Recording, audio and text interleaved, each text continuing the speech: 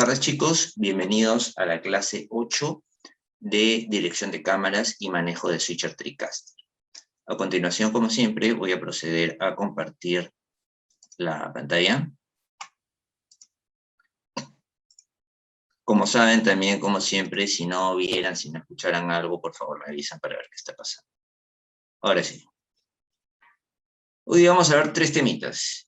Ejemplo, una producción en vivo, qué es el chroma key y procedimiento para chroma.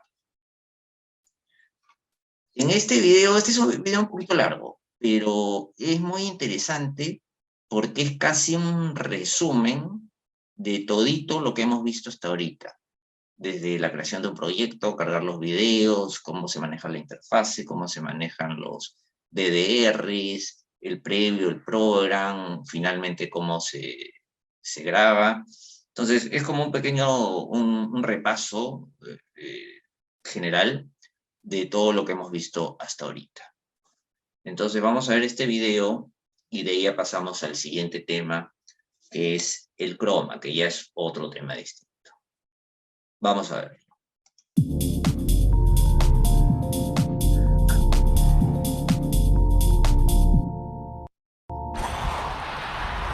Now that we have everything configured inside of the TriCaster, we're ready to take a look at an actual live production. Let's look at the switcher and the downstream keys available in the TriCaster. The live switcher interface is located here in the TriCaster, and the same controls exist here on the 450 control surface. All the controls that you need to run your live switch right at your fingertips. Now, as we look at the switcher interface itself, there's a program bus, a preview bus, and a utility row, which can be delegated for 4 different uses. It can be an effects row, it can be the source selector for DSK1 or DSK2, and it can also be the selector for what's going out of the auxiliary video output. Now, over here we have our transition controls, and again, the transition controls are here on the control surface. And over here we have the transitions themselves for the background, and then the transitions and the controls for both of our downstream keys that are available in the switcher. Now, as we look at the switcher itself, you can see the 4 live inputs on the switcher. You can see that we have our 2 network inputs, the 2 digital disc recorders, the graphics player, a frame buffer, and then there are 4 virtual inputs, and we'll talk about those in just a little while. Now, of course, as you run a switch, you can run the switch either from the controls here on the interface or directly here from the control surface. And, of course, you can cut between 2 sources. Of course, you can do crossfades between those 2 sources as well. And the TriCaster features a variety of transitional type effects, things like trajectories. And right here on the control surface, you do have the ability to select from the effects that you currently have loaded. Now, of course, you can always pick up the mouse and you can click on any one of these effects to load that effect. But you also have the ability to use your selector knob right here, and by twisting the selector knob, you can choose the effect right from the control surface. Now, you also have the ability to control the speed at which these effects run. And right now, I'll just run the effect, and this is the default medium speed. So you have slow, medium, and fast available right here. And again, the slow speed is much slower, and the medium speed is a little faster, and fast is much quicker. Now, instead of having to grab the mouse to get to these presets, there is a rate knob here in the transition area on the control surface. And you can spin that, and that will give you a speed. It could be the preset, but you could go faster than fast, or slower than slow, or in between medium and fast. You can really dial in pretty much any speed that you want. But if you want to get back to the presets, this knob also acts like a button. And pushing the knob will cycle you through the presets that are available for the speed of the transition playback. Now, you also have the ability to play these transitions forward and to play them in reverse. If you click on the effect that you want to use, there's a little gear right here, right over the top of your effects row for the actual transitions for the background. And you can see by clicking on that gear, you have the ability to set the effect up to run either forward or reverse. You also have the ability to run this effect in the ping pong mode. And this is going to change the direction of the effect each time you run it. First time you run it, runs forward. Second time you run it, runs in reverse. This is great for flying on and flying off an instant replay or something along those lines. Now, these are not global settings. These are effect by effect settings. So you can literally set some effects to run forward, some effects to run backward, and some effects to ping pong. And again, it's on an effect by effect basis that you can do that. Now, you can also load up other effects. There are a large variety of effects that come with the TriCaster. And again, if you want to replace one of the effects that's currently loaded, you simply click on an effect, click on the gear, and then go to the pop-up and say you want to browse. This is going to load a media browser showing you all of the effects that are available for use in the TriCaster. You can simply find the effect that you want to use. I'm going to come down here to trajectories, and we'll do a nice stretch and fade up from the bottom here. And now that effect is ready to go. Now that seems to be running a little slow, so again, I hit my rate button here. Now I'm running a little bit faster. Hit the rate button again. Now I'm running at the fast speed. So again, very easy to adjust your effect speed from the rate knob right here. Now you can also adjust whether the effect is running forward or backward from the control surface as well. The selector knob that allows you to select which effect you want to use is also a button. And if you push down on that, it reverses the direction that the effect is currently running. And you can see on the interface that it changes from reverse to normal when you push that button. Now you also have a T-bar both in the interface and on the control surface to be able to run effects as well. You can left click and drag on the T-bar inside the interface, or you can manually grab the T-bar on the control surface and manually control these effects. Now one of the interesting things about the T-bar is you do have the ability to delegate what it's going to do. Now there are also two downstream keys available. Right over here, down along the bottom, we're working with the transitions to go from preview to program, but there are also downstream keys right above it. Now these downstream keys can use any input coming into the TriCaster as a source. For instance, you can use the utility row to choose what source you want for each of the downstream keys. So you can click on DSK1, and right now we're using the graphics player for DSK1. And if we go to our graphics player, we have our title queued up there. And for downstream key 2, we're using our frame buffer. Now the TriCaster has a series of frame buffers, and this is an area where you can copy an image or a title and then point the downstream key at that. It separates it from the graphics player, so no matter what's selected in the graphics player, you always know what's going to come up on the downstream key because you have sent that to the frame buffer. And you can change the frame buffer at any time during your production. Let's go ahead and bring both of the DSKs up over program out.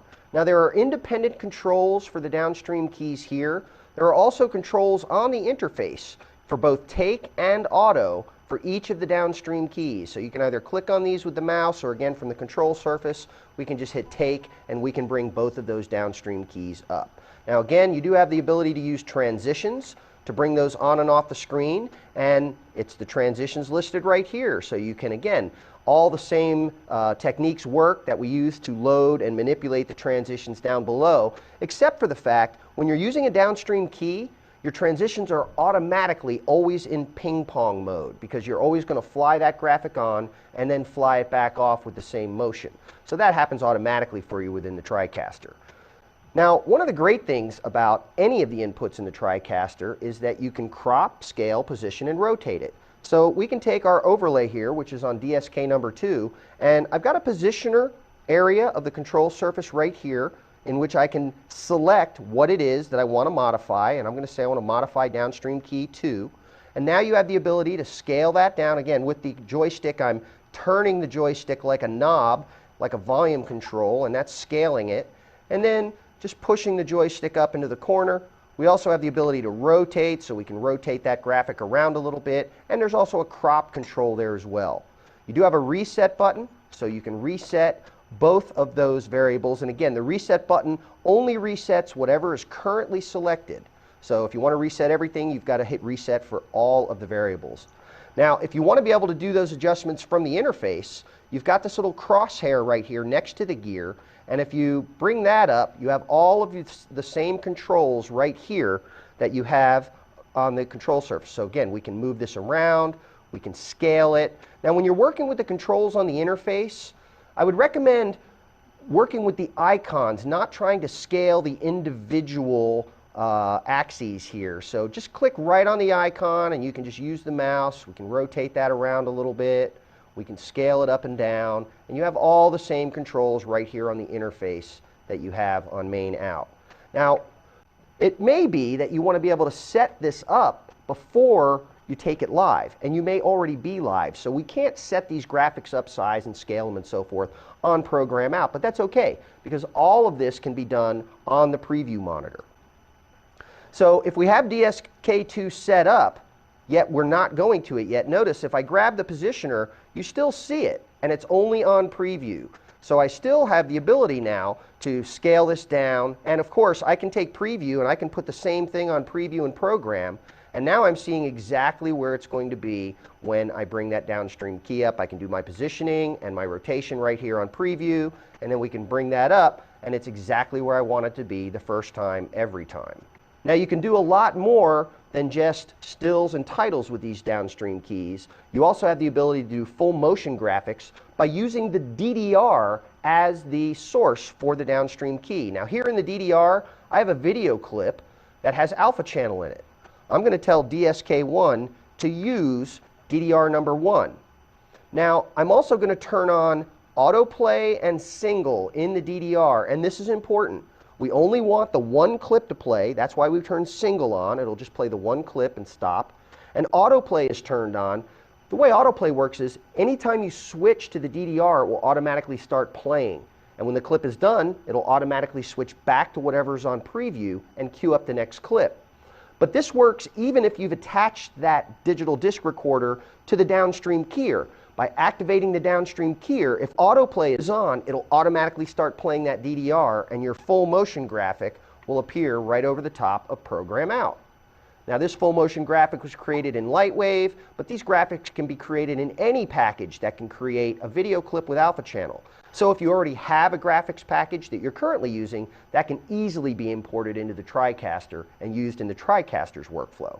As you look at the T-bar, you'll see that there are 4 buttons above the T-bar, and these buttons are on the control surface as well, but only the first 3 of them are here, and then the 4th fade to black is down here. These buttons allow you to delegate what the T-bar is going to do. So, for instance, if it's on background, you're simply going to do a switch between whatever's on program and preview. That is our background layer. What's happening between program and preview and any transition that's happening is our background layer. Now, I'll go ahead and choose a trajectory here. So again, we're just going from preview to program. Now you can also delegate the T-bar or the auto button to run the downstream key. And we're going to go ahead and set our downstream keys back up. And what I want to show you is the preview monitor, as soon as I set this to downstream key number 1, the preview monitor gives you a real-time look-ahead preview as to what's going to happen. So, if I only have the downstream key attached to the T-bar, when I pull it down, the downstream key is going to be brought up on program out. So if you look at preview, you can see that it's showing us exactly what's going to happen when we pull the T-bar. I pull the T-bar, the downstream key shows up. Now preview shows no downstream key because it's still selected and delegated, so if I was to run that T-bar again, it would take it off, a true look-ahead preview. If you select downstream key 2, you see the second downstream key. And again, pull the T-bar, it comes over program, now preview is empty, it's a true look-ahead. You also have the ability to assign multiple things to the T-bar or the auto button. You can delegate multiple processes to happen in one use of the T-bar or the auto button. You can do this by pushing the first button and holding it and pressing the second button. So I held down DSK1 and pressed DSK2. Now they're both delegated to the T-bar. If you look at preview, you can see both of the DSKs on preview. We pull the T-bar, it's exactly what we get, both of the DSKs coming in. If you want, you can do all 3, the background, DSK1, and DSK2. Now you see on preview, the background video is going to change, and both of the DSKs will be brought up. It's always going to show you exactly what you're going to get when you pull the T-bar. The last button is fade to black, and you need to really understand what this button does. When you hit fade to black, and we pull down on the T-bar, it fades everything. It fades any graphics. I'll bring some graphics up here. And again, fade to black fades down all the downstream keys. Even the audio gets faded out completely. Now, this is a layer on top of everything else in your TriCaster layer. You've got background, then you've got DSK1, then you've got DSK2, and then fade to black over the top of the whole thing. So what you might do, now that you're faded to black, you're going to say, hey, I want to go back to a background switch, and I want to switch to what's on preview. Well, you can see that our preview is black, and the fade to black button is now blinking because it knows that if I do this transition, it's not going to do anything. It's still going to be faded to black. Before I do a background transition, I have to click on fade to black, and I have to remove fade to black, then go back to my background switch and continue working. So you've got 4 layers, your background layer, DSK1, DSK2, and then fade to black on top of the whole thing. And you've got the ability to delegate the T-bar or the auto button for any of those functions. You can also use any of the live inputs in the downstream keys, and this is great for doing a picture-in-picture effect. For instance, we're going to go ahead and select DSK1 as input number 4. And now I'm going to go ahead and put preview and program up. And again, we're going to go ahead and select DSK1 with our positioner. And as I start to position it, you can see there's input number 4. I can scale it down, put it over here in the corner, and rotate it around. And then again, when you activate that, it's exactly what you want the first time, every time. You also have the ability to customize the switcher interface to match your production needs. And you can relabel both the buttons on the switcher and the monitors that are associated with those channels of the switcher. On any button on the switcher, you can right-click and select Rename. And you get 2 options, the option to rename the monitor and the option to rename the button. So you have a lot more room on the monitor. Again, if I wanted to put Kiki's camera, Kiki camera, on the preview monitor, and I'm going to go ahead and rename the button just as Kiki. Now you can see that the button is labeled Kiki, the monitor here is labeled Kiki's camera, and this has also been relabeled on our multi-viewer. And if you go into one of our virtual input setups where there's another switcher, it's also been renamed in this switcher. So the renaming of any of the buttons or any of the monitors within the interface is propagated throughout the entire interface automatically. Some of the functions that you can do here from the control surface are also available as keyboard shortcuts on the keyboard. The space bar is an auto button, the enter key is the take button, and so forth. Now that's really nice, but if you're using a control surface, you may not want to have those active. You could inadvertently hit a button, like space bar or something like that on the keyboard during the fast-paced live switch, and it could give you an undesirable result. So there is a way to disable the keyboard shortcuts, yet keep the keyboard active. You may need the keyboard to be able to type things in, to change title templates, anything like that, but you don't want to have those keyboard shortcuts active. To do that, we're going to go to the little gear that's in the upper right-hand corner of the right-hand tab module area, right here. We're going to click on that gear, and all the way down at the bottom, we have Enable Keyboard Shortcuts. And right now, there's a check mark by it. I'm going to click on that, and now if we look at it again, you'll see that the check mark is gone. So now all the keyboard shortcuts are disabled. You can still use the keyboard to type, but you're not going to make a mistake and do something disruptive to the switch accidentally. Bien, chicos, ese fue un video resumen de lo que es todo el manejo de un proyecto. Y ahora vamos a ver lo que es el chroma key.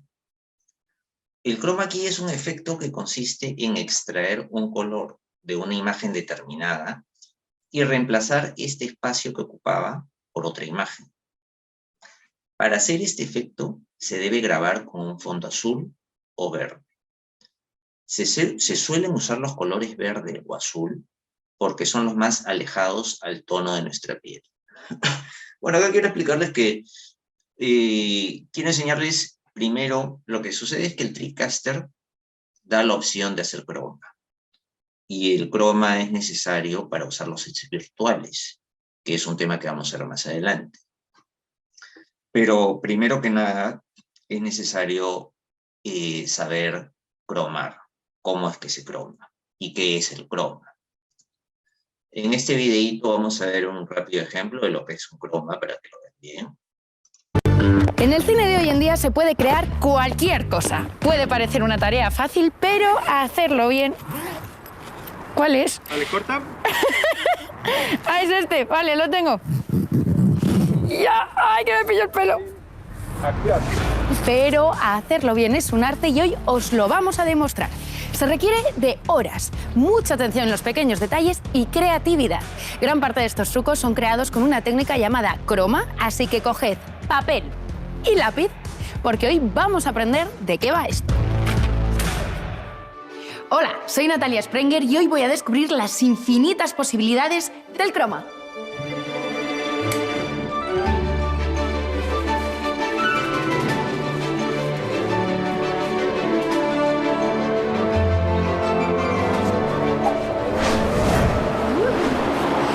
Y así es como en 3 segundos llego a la cima del mundo.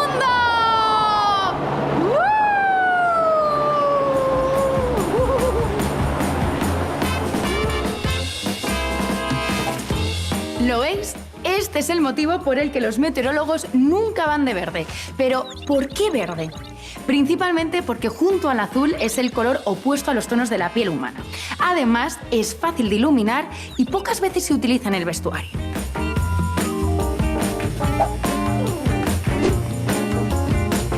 Pero el verde croma o el azul no se utilizan solo para el fondo. En la producción de cine y televisión también se emplea para cubrir un elemento en primer plano que después será convertido en otra cosa.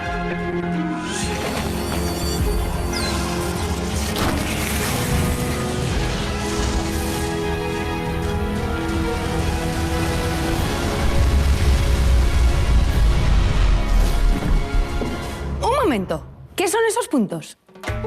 Son puntos de tracking o de seguimiento. Sirven para que el equipo de postproducción tenga una referencia visual de dónde está el fondo del croma con cada movimiento de la cámara. El croma está mucho más presente e integrado en todo lo que vemos en nuestro día a día de lo que parece. En películas, en series, en videoclips, en programas, en el tiempo, cada vez que ponemos las noticias. Básicamente porque su objetivo es que no sepamos qué está y solo prestemos atención a lo que aparece gracias a él.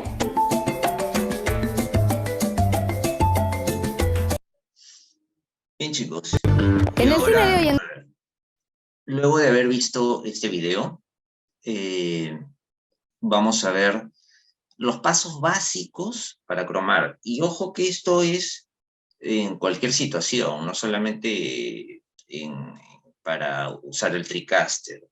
Cuando ustedes quieran hacer un croma, siempre van a tener que seguir estos pasos. Y como les digo, les voy a dar los pasos más importantes, los básicos. El primer paso es que se debe iluminar al personaje y el fondo por separado. Esto es una cosa que muchos no lo toman en cuenta y es muy, muy importante. Vamos a analizar un ratito este plano de iluminación de acá. Este es el fondo. Esta es la tela verde que cubre piso y pared. Estos dos reflectores de 1000 están iluminando solamente el fondo. No están iluminando a la persona. La persona es la estrella de acá. Y como ven, está bastante separada. Se aconseja un mínimo de 2 metros de separación entre el fondo y la persona que se va a cromar. La persona o el objeto también, ¿no? Ahora, esta persona, que es la de acá, tiene una luz principal, tiene una luz de relleno y tiene una luz de backing, que le hace una silueta de luz, un halo de luz en el pelo y en el hombro. Este es cuando vimos iluminación al comienzo, vimos que este es el principio básico. Acá está la cámara. Entonces, de esto no se olviden nunca. En cualquier estudio que graben alguna vez, primero se ilumina el fondo, se pone a la persona más adelante y se ilumina a la persona. Esta luz de acá que ilumina a la persona, no debe dar al fondo, debe dar solamente a la persona. Otro dato muy importante es que el fondo debe estar iluminado lo más parejo posible, sin ninguna sombra, como vemos en esta foto de acá. ¿Qué pasa si hay una sombra? O una zona está más oscura, por ejemplo, y la otra más clara, la otra tiene más brillo. Perdón un ratito. Perdón un ratito. ¿Ah? Juan Carlos, ¿qué tal? Estoy un ratito en un taller, te devuelvo la llamada en un toque, ¿ya? Un toque. Listo. Disculpen, chicos, que era del trabajo. Bueno, como les decía, el fondo tiene que estar iluminado de la manera más pareja posible. ¿Y qué pasa si no está iluminado así? Si una parte tiene sombra, por ejemplo, el cromado no se va a ver bien, se va a ver como unas manchitas, se va a ver de repente hasta un poco oscuro, y no se va a poder cromar bien. O sea, no todo lo hace el equipo. Si no se ilumina bien, no se va a poder cromar bien, por más que tengan el último TriCaster. Este es un principio básico de lo que es el croma. Y el paso 3. El personaje a cromar debe estar alejado un promedio de 2 metros del fondo para que la luz de del fondo, no se refleje en él. Lo que les comenté hace un ratito, ¿no? Nuevamente analizamos. Luces para iluminar el croma. Estas dos luces de acá solamente iluminan el fondo. El contraluz, la luz de relleno, la luz principal. Y como se indica acá en el texto, esta luz de rebote en la pared no debe darle al personaje. Al personaje debe darle solamente estas 3 luces de acá. Y ahora, esa es la parte teórica, vamos a ver unos videos donde se explica de manera bastante detallada lo que es el croma. Entonces vamos a ver este primer video que es súper didáctico, y este primer video no es en un estudio, es en una casa. La persona utiliza un fondo verde, una manera súper casera de hacerlo, y van a ver cómo se puede hacer, ¿no? Entonces, vamos a verlo. En verdad no es tan complicado que un chroma key salga bien. Sigue conmigo estos pasos y te aseguro que tu chroma key va a quedar excelente. Lo primero que necesitas obviamente es un fondo verde. Se suelen pintar algunas paredes con este color verde, pero creo que la mayoría, por un tema de practicidad, contamos con una tela verde. La venden por todos lados y no es complicado conseguirla. La mejor manera de montarla es usando un portafondos, que son estos parantes y una barra horizontal que también son fáciles de conseguir porque muchos fotógrafos la usan para retratos. Entonces lo esencial es el fondo verde. Es muy importante que la tela quede muy tensa, incluso más tensa de lo que lo he podido hacer yo para este ejercicio. Definitivamente esto influye a la hora de trabajar en postproducción, a la hora de hacer el croma ya en After Effects. Hay ganchos hechos para este fin, pero si no lo tienes, la cinta masking tape puede hacer un buen trabajo. No quiero dejar de hablar de la locación. Trata de tener bastante espacio para el croma. Proyéctate que la persona esté parada aproximadamente de 2 a 3 metros separada del fondo, para evitar que una vez que se ilumine el fondo, haya un rebote de la luz ya de color verde hacia la persona. Mientras más lejos esté la persona del fondo, va a ser más difícil que le caiga un rebote de una luz verde a su espalda. Debe ser tú quien tiene control sobre la luz, por eso es que si hay alguna entrada de luz natural, debes bloquearla como yo lo he hecho para este ejemplo, porque como te imaginarás, a lo largo del día la intensidad y la temperatura de color de la luz va variando, por eso es importante que seas tú quien maneje la luz. Justamente con respecto a la iluminación, a la hora de hacer un croma yo no uso menos de 5 luces, 2 luces suaves para el fondo, en este caso 2 softboxes, 2 luces para la persona que estará frente a cámara y una quinta luz para lograr un brillo en el cabello de la persona. Con respecto a la relación entre el fondo y la persona que sale frente a cámara, hay 2 principios que tenemos que tener en cuenta. El primero es que debemos iluminar el fondo de manera constante, o sea que debe caerle la misma intensidad de luz a la mayor parte de la tela verde. Esto lo puedes comprobar con las cebras de la cámara. Asegúrate de que las cebras estén presentes sobre toda la superficie verde de manera constante. El segundo principio que debes respetar es que la intensidad de luz que caiga sobre la persona debe ser 1 o 2 stops por encima del fondo. Es decir, el sujeto debe estar iluminado con mayor fuerza que el fondo. Todo esto para que la eliminación del fondo sea mucho más sencillo en After Effects. Quiero agradecerle a mi hija Valeria porque una semana más ha aceptado ayudarme para este tutorial. Muchas gracias, Vale. Asegurémonos que todos los movimientos que se produzcan frente a cámara se hagan siempre dentro de esta pantalla verde. Si alguna parte del cuerpo de la persona sale del fondo, no se va a poder cromar. Por eso, a la hora de grabar hay que estar muy atentos de que la persona o ninguna parte de su cuerpo salga del fondo. Una manera de atenuar las arrugas e imperfecciones del fondo es alejarse y grabar con un lente largo y luminoso, que te permita desenfocar el fondo. En mi caso yo usé un Sony 50mm 1.8 y un lente Sigma 18-35mm 1.8 también. Entonces eso me ha permitido desenfocar el fondo con mayor facilidad. Hasta aquí entonces la grabación. Hagan algo creativo y una vez terminada la grabación nos vamos a la edición. Bien, chicos, esa fue una explicación muy básica sobre lo que es el procedimiento para cromar. Y ahora vamos a ver este video para profundizar un poquito más, que también es sobre croma. Hola, hoy vamos a hablar sobre cómo debemos iluminar un croma. ¿Qué es un chroma key? Un chroma key o llave de color significa extraer un color de la imagen y reemplazar el área que ocupaba por otra imagen. Esto se hace habitualmente rodando al personaje sobre un fondo azul o verde croma, que son tonos muy específicos, no valdría cualquier verde o azul. Y luego lo que hacemos es eliminar ese color de manera que donde estaba ponemos nuestra imagen de fondo. Se usan estos tonos porque son los más alejados al tono de nuestra piel, con lo que los discriminaremos mejor en postproducción. El verde se ha estandarizado más porque los sensores de las cámaras digitales funcionan mejor con él, son más sensibles a él. Lo primero que tenemos que tener claro es que tenemos que iluminar el fondo croma y el personaje por separado.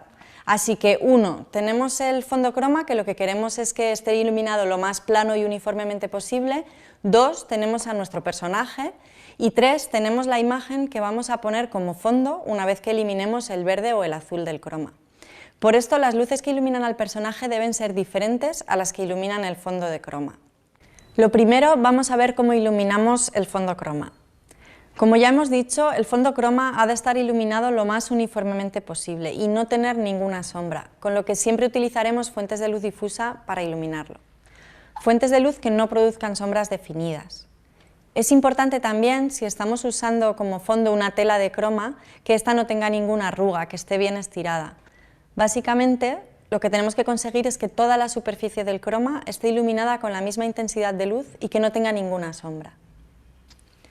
Para un fondo de croma de un tamaño pequeño o medio como este, pondremos fuentes de luz suave a 45 grados y a media altura de la superficie del croma que vemos. Estas luces pueden ser fluorescentes, LEDs o fuentes de luz dura con gelatinas de difusión en las palas.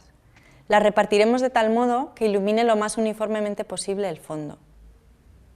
Detrás de las luces pondremos banderas negras para evitar que esa luz le afecte a nuestro personaje, ya que a él querremos iluminarle por separado. Eso lo vamos a ver luego. Primero vamos a comentar una serie de cosas que tenemos que tener en cuenta trabajando con cromas. Cosas importantes cuando rodemos un croma. Separar al personaje del fondo.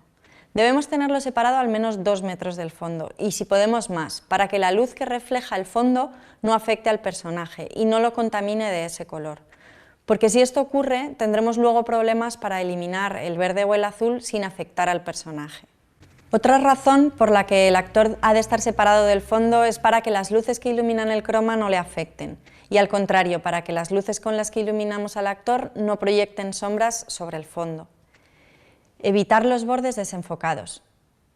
En la medida de lo posible debemos tener al personaje u objeto bien a foco para que sus bordes sean definidos y más fáciles de detectar por el programa que usemos para hacer la postproducción. No vestir de verde o azul.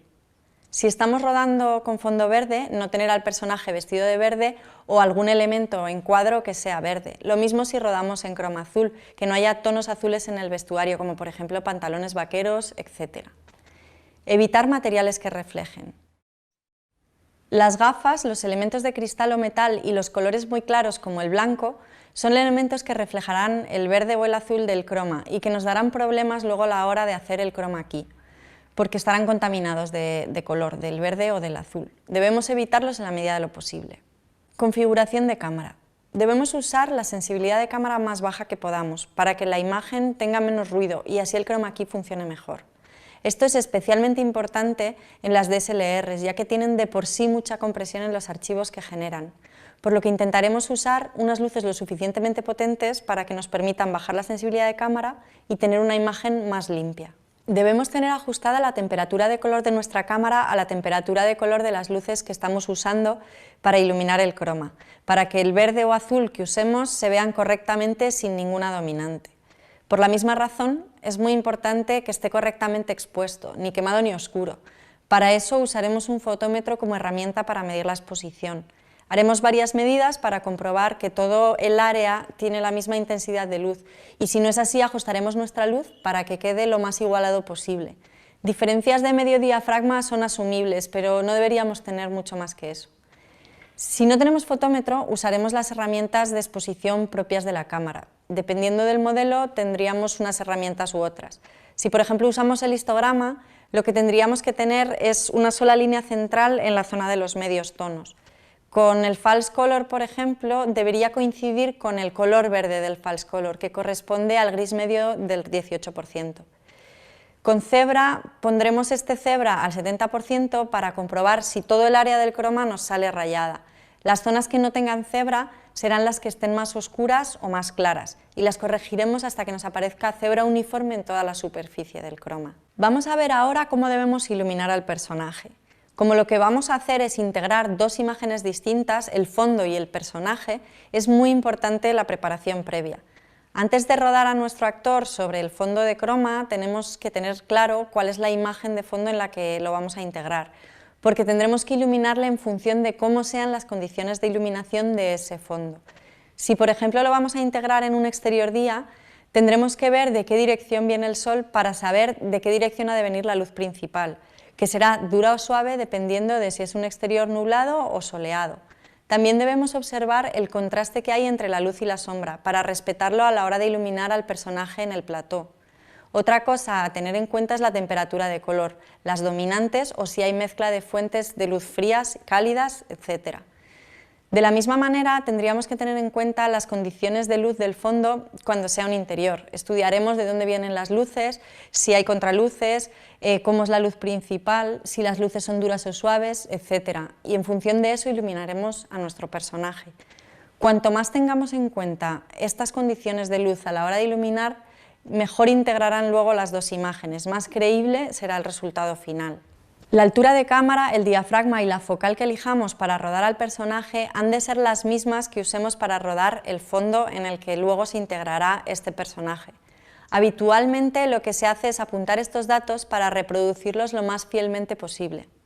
¿Cuándo usar croma verde y cuándo azul? En función del vestuario del personaje o de los objetos que aparezcan.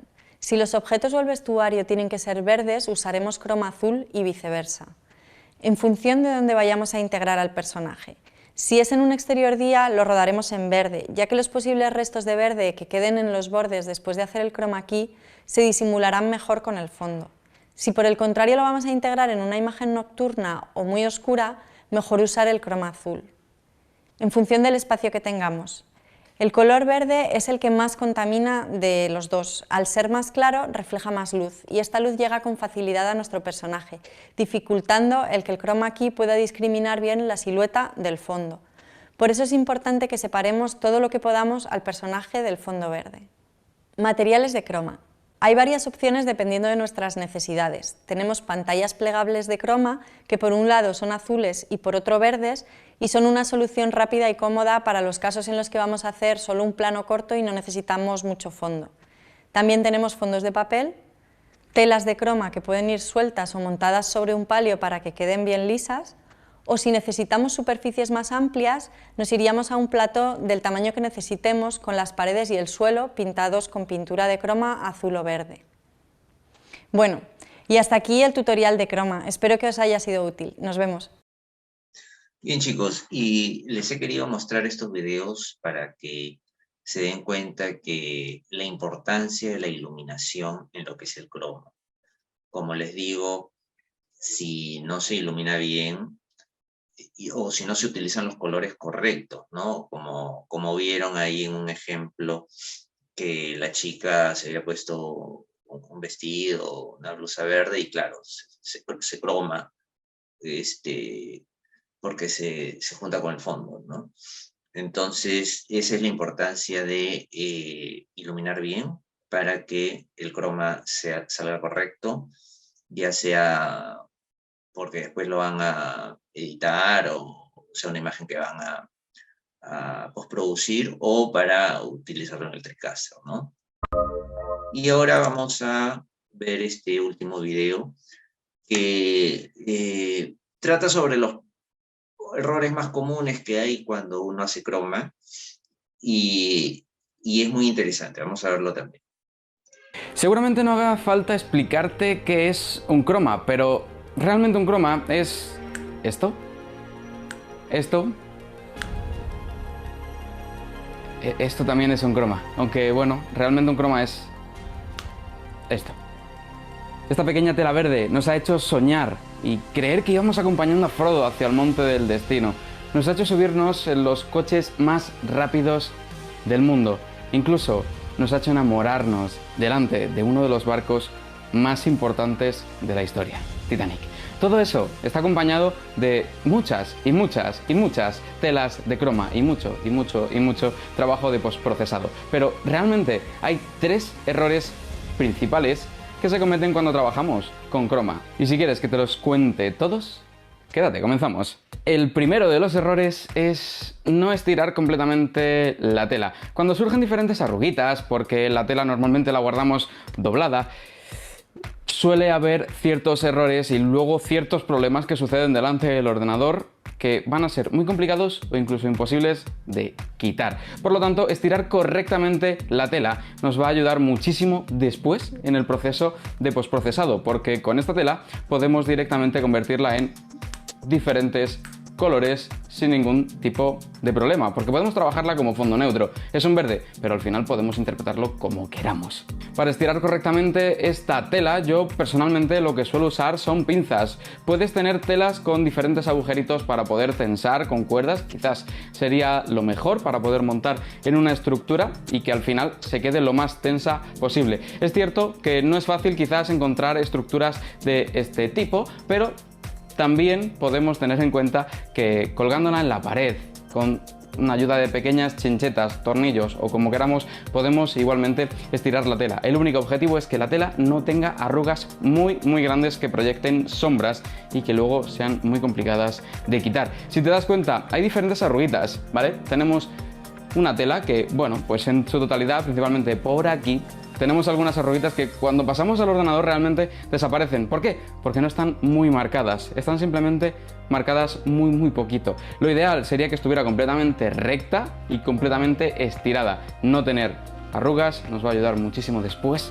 en el trabajo del ordenador. Vamos al segundo tip. Si te das cuenta, sobre todo en esta cámara, en el suelo verás que tengo una pequeña marca. No me puedo mover hacia adelante porque perdería el enfoque de mi cámara, que justamente está en la parte superior, y tampoco me puedo alejar hacia atrás porque mira lo que ocurre cuando me voy hacia atrás. Empiezo a generar diferentes sombras y si esa parte me acerco a donde está la fuente principal de luz que está iluminando mi croma, va a generar una sombra bastante más grande. Esto va a hacer que nuestros errores se multipliquen y la posibilidad de que la toma quede correcta sea muy compleja. Por lo tanto, es muy importante dividir correctamente cuál es la iluminación que va directamente al fondo. En este caso tenemos 2 luces que están iluminando completamente al fondo, y cuál es la iluminación que nos va a iluminar a nosotros. También es cierto, la iluminación del fondo tiene que iluminar el fondo correctamente, si te das cuenta que estoy generando diferentes sombras, pero no tiene que iluminarnos a nosotros. Por lo tanto, hay que saber cortar muy bien la luz. Y la iluminación principal, la que nos está iluminando a nosotros, que la tienes justamente por aquí arriba, la tengo de forma frontal, nos tiene que iluminar a nosotros, pero no tiene que invadir el fondo. Si te das cuenta, yo cuando me muevo, a pesar de que está directamente direccionada hacia el fondo, no se va a ver absolutamente nada. ¿Por qué? Si está apuntando hacia el fondo. Estoy jugando con la ley de la inversa al cuadrado de la distancia. Todo esto lo explicaremos más detenidamente en un vídeo, pero eso significa que la luz tiene la posición adecuada y la distancia hacia mí adecuada. Para que nos hagamos una idea, si coloco una luz muy flojita, muy cerca, al fondo no llegará, pero a mí me va a iluminar. Esa es la ley de la inversa al cuadrado de la distancia, que ya digo, la explicaremos más tranquilamente en uno de los vídeos, porque aquí realmente lo que estoy utilizando es esa técnica en todo momento. Y luego, por último, una luz, un contra. La puedo colocar aquí, la puedo colocar aquí, puedo colocar dos, puedo colocar ninguna, puedo hacer lo que quiera. Realmente la luz de contra nos va a permitir recortarnos un poquito, pero claro, luego tenemos que acompañarlo con imágenes que realmente tengan esa luz. Estamos simulando que esa es la luz del sol. Por lo tanto, cuando vayamos a una escena, necesitamos que en esa dirección esté dándonos el sol y nosotros estemos dándole la espalda al sol y frente a la cámara. Hay que tener muchas cosas en cuenta, ¿no?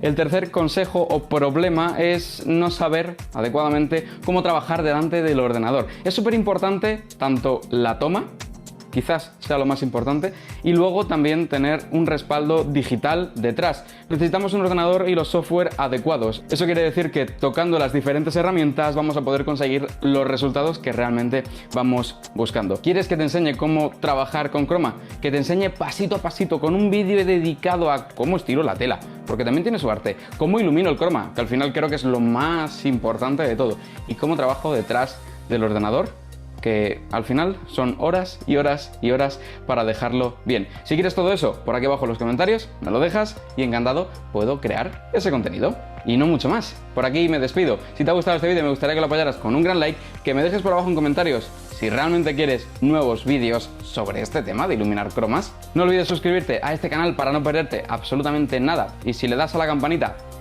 siempre vas a estar informado de todo. Y recuerda, no dejes que la luz te controle. Chao.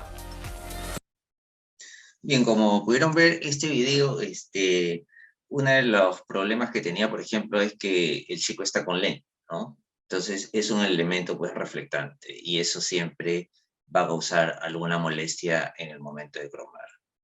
Bien chicos, eso sería la clase de hoy, referida sobre todo a lo que es croma. Antes de terminar, por si acaso alguien tiene alguna pregunta, algún comentario, algo que quisiera que explique sobre lo que han visto.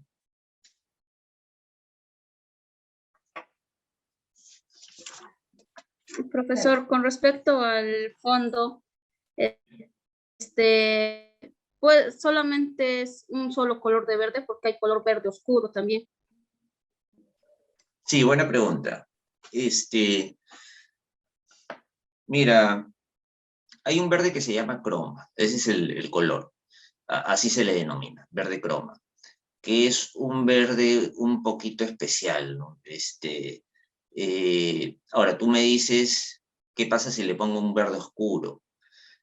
No vas a tener ningún problema mientras la persona que vas a cromar no tenga en su vestimenta un color parecido al fondo.